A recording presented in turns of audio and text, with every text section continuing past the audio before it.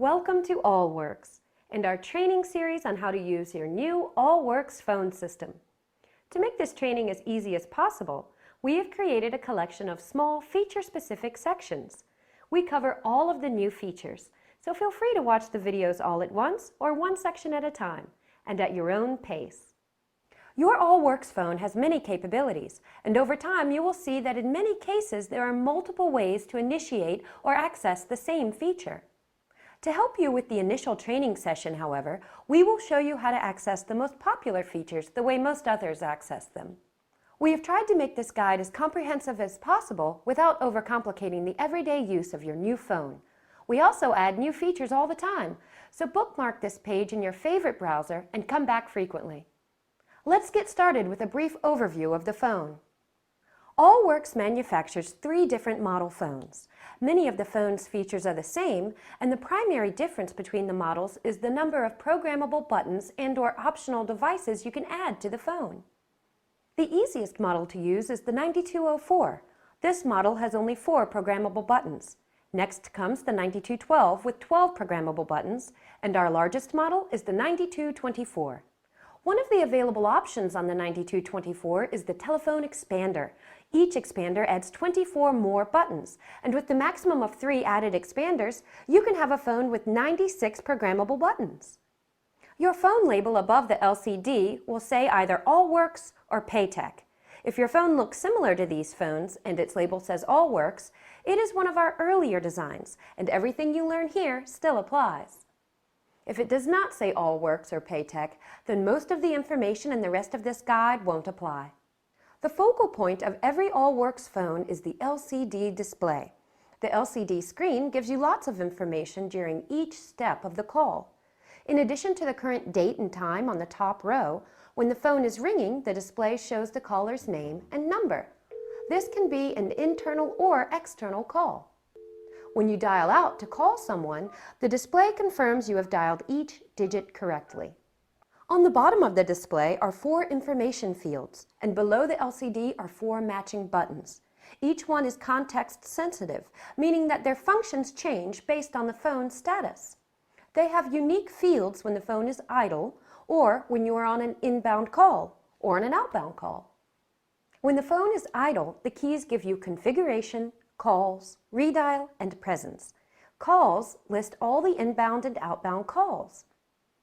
Redial redials the last call, and presence changes your individual presence settings and call routings. We'll learn more about that later. When off hook, the display changes so you can select from a list of speed dials, the same list of calls, redial, or you can access the company phone book. When your phone is ringing, the keys change, so you can select silent or ignore if you do not want to take the call. Now that you understand how the display is used, let's focus on the buttons and how they are used to answer and transfer calls. Based on the particular phone you will have anywhere from 4 to 96 buttons that can be individually programmed for your particular needs. By default, your phone has 2 personal call appearances. We recommend that you keep these 2 buttons as a default setting. These buttons are used as places for the call to appear whenever you place or receive a call. Lift your handset to make an outgoing call, and you will see the light on the bottom call appearance turn green. You can have more than 2 call appearances if you need to answer and process a lot of calls. Just ask your administrator. But for most people, 2 call appearances are enough.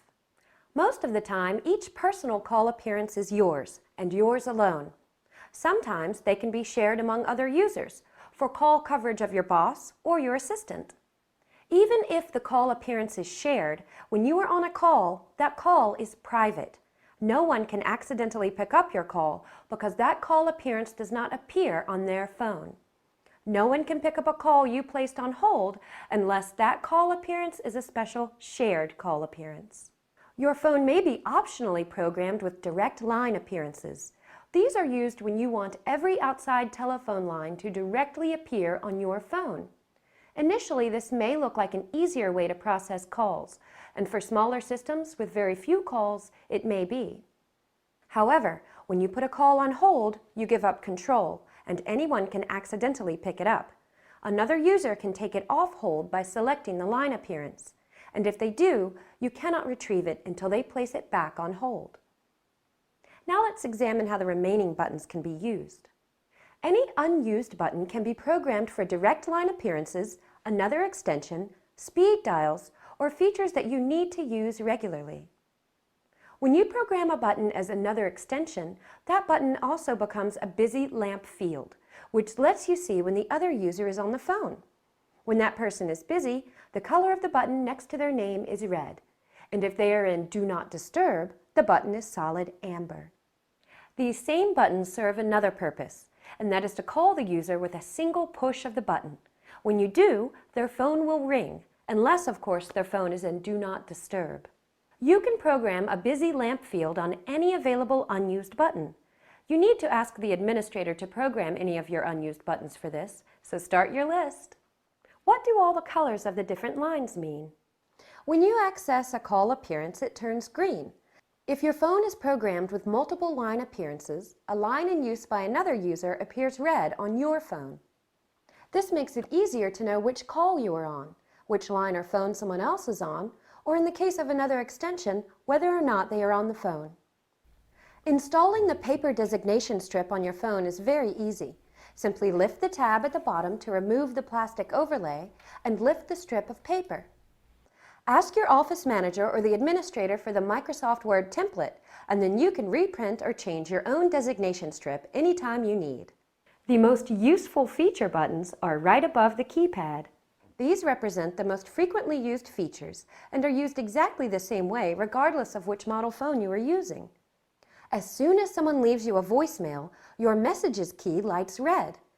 To listen to your messages, press the button, enter your voicemail password, or follow the prompts on the display. If you want to call someone but don't have a button programmed for their extension, simply press Intercom and then dial their 3- or 4-digit number. A list of everyone's extensions should already be distributed, but if not, you can search the phone book on the phone. Every Allworx phone has the capability to easily create a 3-party conference call.